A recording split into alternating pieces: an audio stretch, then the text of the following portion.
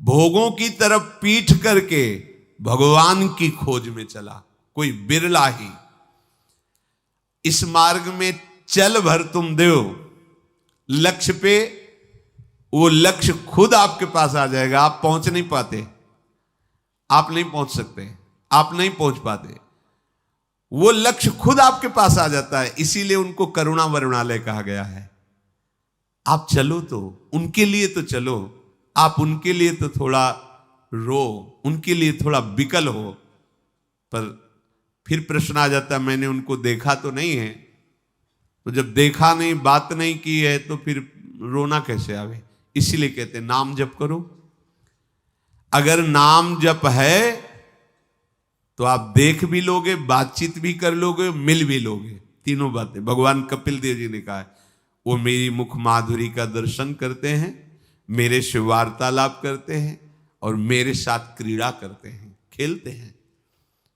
पर नाम जब अगर नाम नहीं है तो रूप की पहचान नहीं हो सकती। सामने रूप है, ये कौन है, तो देख तो रहे हो कौन। नहीं नहीं है कौन, बोले अच्छा अमुक है। नाम परिचय रूप का कराता है। और ये रूप अगाध प्रेम सिंधु है प्रियालाल का। हमें नाम मिल गया मतलब सब कुछ मिल गया, तिजोरी की चाबी मिल गई। भजन्त अनन्य मनुष्यो, श्री भगवान कह रहे हैं अनन्य मन से मेरा भजन करे। अभी हमारा मन अन्य भावों में युक्त है, अनन्य नहीं हो रहा है। गुरुदेव की कृपा से, संतों के संग से धीरे धीरे अनन्यता आती है। जो अनन्य भयो ताकु भाग कहा कहे। कुछ बातें ऐसी होती जो हम कहना चाहते हैं, फिर भी लगता है छुपा लो, मत कहो, नहीं तो ये लोग समझ नहीं पाएंगे। आपसे सच्ची कहते हैं, भगवत प्राप्ति कुछ करने से नहीं होती, सच्ची कहते हैं। पर फिर आप प्रमाद स्थिति में आ जाओगे, इसलिए वो बातें स्थितिवान ही समझ सकता है, कुछ करने से नहीं होती। भगवत प्राप्ति सहज है।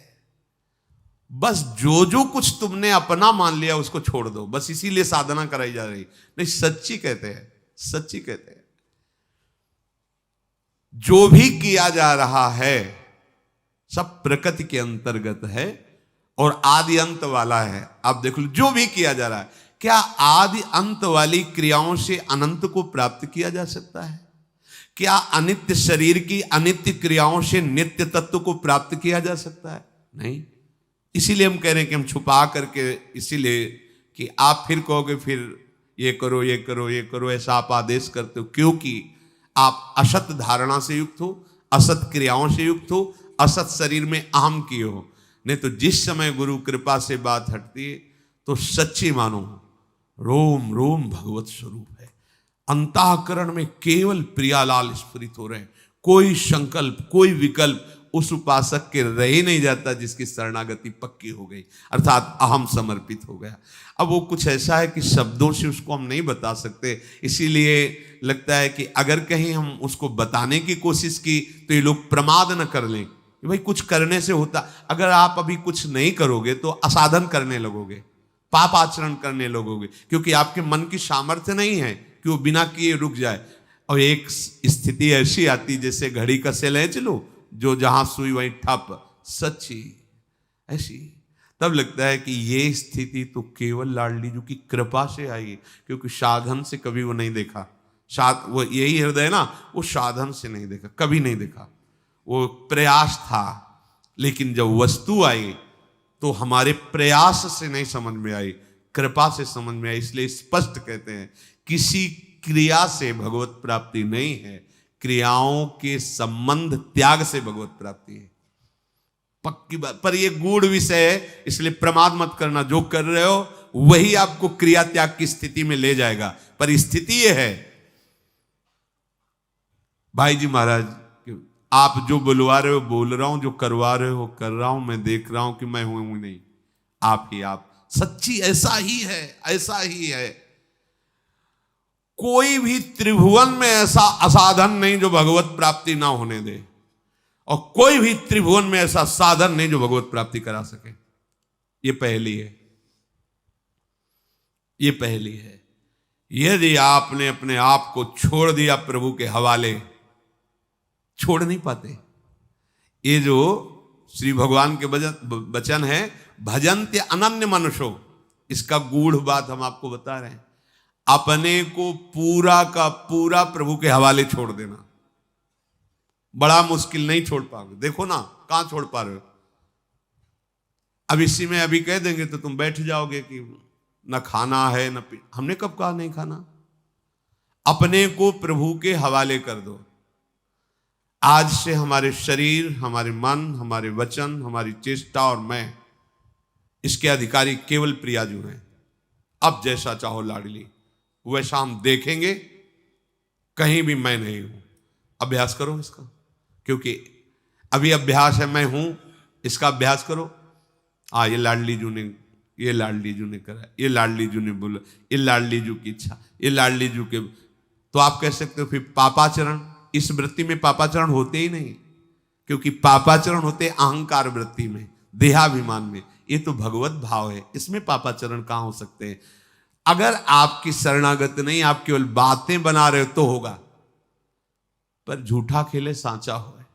आ जाओ इस बात, काहे को भार लिए हुए। प्रभु भी गीता जी में आपको इशारे से बता रहे हैं, तुम्हारा केवल एक काम है, अनन्यस चिंतयन्तो माम, बस। और अनन्य चिंतन माला को नहीं कहते, ध्यान रखना। यही अनन्य चिंतन हम किन के हैं, बस इतनी बात बैठ जाएगी तो भजन अपने आप। अब कुछ बातें कह रहे हैं कि हम कहना चाहते पर हमारे पास शब्द नहीं है, ये श्वास हम नहीं ले रहे हैं, ऐसे ही भजन हो रहा है पक्का। ये पलक हम जैसे नहीं झपक, ऐसे ही भजन हो रहा है। ऐसी दिव्यता आ रही है, दिव्य भाव पद का, दिव्य चिंतन पद कहीं नहीं, बिल्कुल नहीं है, कोई करता नहीं है, कहीं नहीं है। और आपको क्या बताएं, उठते बैठते चलते फिरते, तब बार बार बस इसी बात का रोना आता है कि अगर आप ना हाथ पकड़ती तो मैं कभी समझ ही नहीं पाता ये क्या है, कभी नहीं समझ पाता। वो एक अहंकार साधना का मैं, जितेंद्री मैं, महात्मा मैं, ये कुछ मैं नहीं, ये मैं समर्पित हो जाए, फिर जो आनंद की वर्षा होती है वो, इसमें तो कुछ बताने का सामर्थ्य ही नहीं। बस इतना समझ पा रहे हैं कि अगर आप ऐसे हो जाएं। शरणानंद जी ने अपने जो दिव्य ज्ञान का प्रादुर्भाव हुआ, उसकी मूल धरा का उन्होंने वर्णन किया कि वो आगरा जा रहे थे, नेत्र बाह्य नहीं थे, आंतरिक ज्ञान संपन्न महापुरुष। वो डंडा लेके, तो उनको पता नहीं चला, वो कगार पे ऐसी वो फटी और गिर गई यमुना जी में। अब डंडा भी गिरने पर अब आंख बाहर की, वो तो पता चले ना किनारा किधर है। अब कुछ पता नहीं चले किधर हाथ पैर मारे, आंख हो तो ये किनारा इधर की तरफ। तो उनके मन में आया कि अब तो श्री भगवान ही केवल अच्छा कर सकते हैं। हे भगवान, मैं आपकी शरण में हृदय से। उसी समय न जाने कैसे हाथ में लाठी पड़ गई, किनारा मिल गया, अपना नाम रखा शरणानंद। और दिव्य ज्ञान संपन्न महापुरुष पूज्य श्री स्वामी राम सुखदास जी उनकी बातें कहकर बहुत सपोर्ट करते थे कि वाह क्या दिव्य ज्ञान। ये दिव्य ज्ञान पढ़ने से नहीं आया, ये दिव्य स्थिति पढ़ने लिखने से करने से नहीं आई। छोड़ दिया, लाठी का सहारा भी छोड़ दिया, हाथ पैर मारना भी छोड़ दिया। अब जो हो, अब हमें दिखाई नहीं दे रहा किधर हाथ पैर मारें, किधर जाएं। हम हाथ पैर मारे तो और बीच की तरफ जा रहे हैं, हमें क्या पता, कोई दूसरा वहां है नहीं, आंख है नहीं, अब किसका सहारा। मान लो हाथ पैर किधर माने, कौन सी दिशा में जाएं। तो जो सर्वज्ञ है उसी की आप देख लो, हो सकता है हमारे हाथ पैर और गहराई की तरफ ले जा रहे हो, आप देखना किनारा मिल गया।